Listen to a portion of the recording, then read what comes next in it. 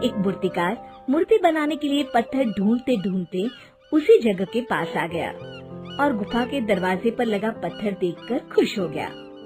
अरे वाह, ये पत्थर तो बहुत बड़ा और अच्छा है। इससे जो मूर्तियाँ बनेंगी वो तो लाजवाब होगी। वो पूरी ताकत लगाकर उस पत्थर को हटाने लगा। सालों से अंदर बंद चुड़ैल को उम्मीद की किरण दिखाई दी। उसने मूर्तिकार से कहा, सुनो, अगर तुम मेरी बात मानो तो मैं पत्थर हटाने में तुम्हारी मदद कर सकती हूँ। पहले तो मूर्तिकार डर गया, फिर हिम्मत करके बोला, कौन हो तुम? कहाँ हो? दिखाई क्यों नहीं देती? मैं एक राजकुमारी हूँ, पर इस गुफा के अंदर हूँ, कैसे दिखाई दूंगी? ओह, तुम वहाँ कैसे पहुँची? पहले मुझे बाहर निकालो। पर कैसे? ये पत्थर तो बहुत भारी है। सुनो, एक राक्षस ने मुझे यहाँ बंद करके रखा है। तुम उस भभूत की रेखा को मिटा दो तो मैं बाहर आकर तुम्हारी मदद कर सकती हूँ।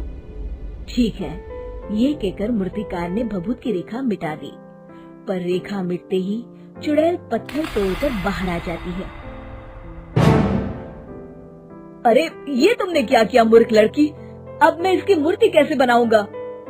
चल भाग यहाँ से, नहीं तो मैं तुझे भी तोड़ दूंगी।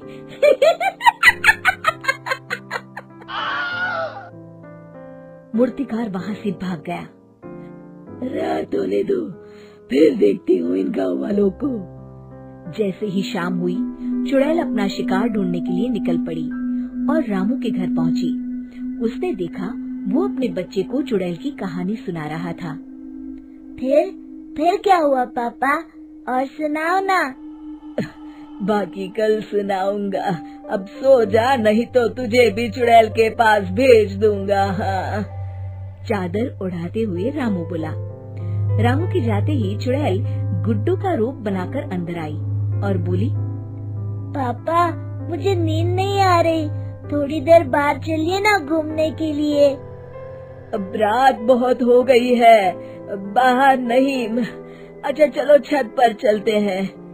ठीक है पापा।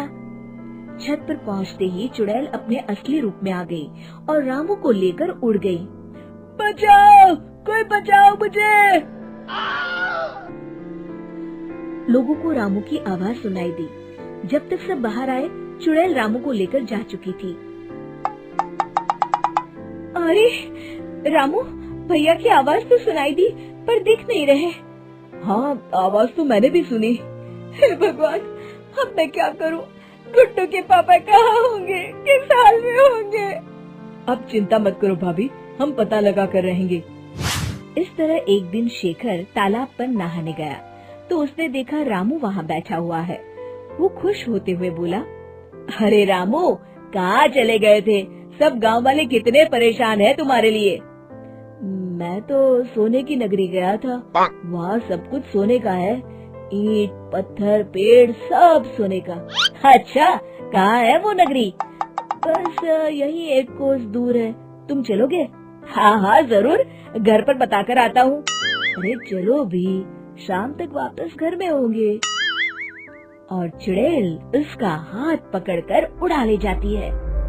बचाओ, छुड़ाओ मुझे इस चुड़ैल से, बचाओ। तब तालाब के आसपास के लोगों ने उस चुड़ैल को देखा, फिर गांव जाकर सबको बताया।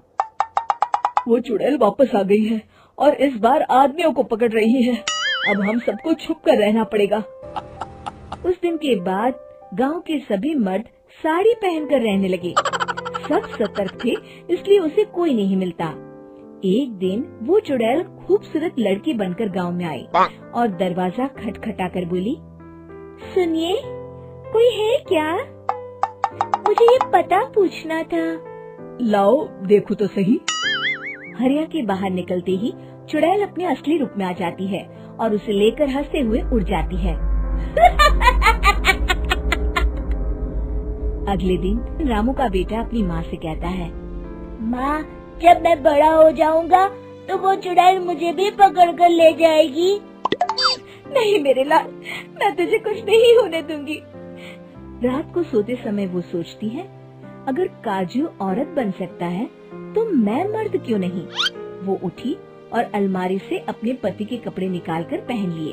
अब मैं काजल से मूछें भी बना लेती हूँ और इस चाकू को जूतों में छुपा लेती हूँ और अब बाहर चलती हूँ। थोड़ी देर चलने पर ही उसे चुड़ैल दिखाई दी।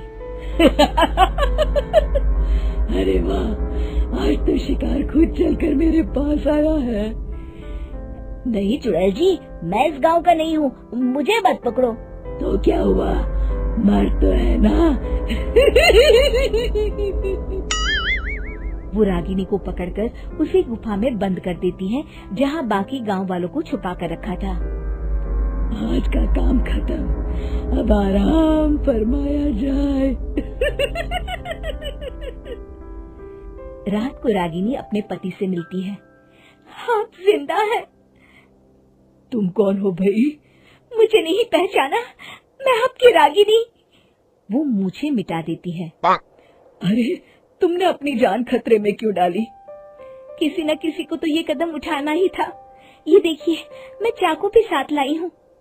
फिर उसने अपने पति की रस्सी काटी। अब जल्दी भागो, चुड़ैल किसी भी वक्त आती ही होगी। सब एक साथ गांव की तरफ भागे। जब चुड़ैल ने देखा कि रस्सियां कटी पड़ी हैं, तो वो गुस्से से चिल्लाती हुई गांव की तरफ पहुंची। किसी को नहीं छोड़ूंगी, सबको खा जाऊंगी।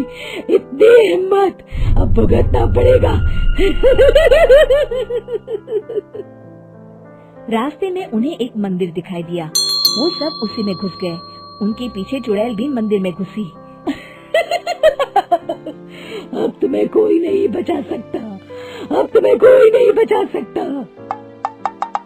तभी चुड़ैल मंदिर के बाहर खड़ी हो गई। चुड़ैल जी, अब जाओ। अब डर गई क्या चुड़ैल जी? तुमने क्या सोचा, इस मंदिर में घुसने पर मैं तुम्हें छोड़ दूंगी? गलत फहमी है। ये कहते हुए चुड़ैल ने मंदिर में घुसने की कोशिश की। मंदिर की तेज रोशनी उस चुड़ैल पर पड़ी और अरे ये क्या हो रहा है मेरे साथ? लगता है मैं जलकर मर जाऊंगी। बचाओ! ये कहते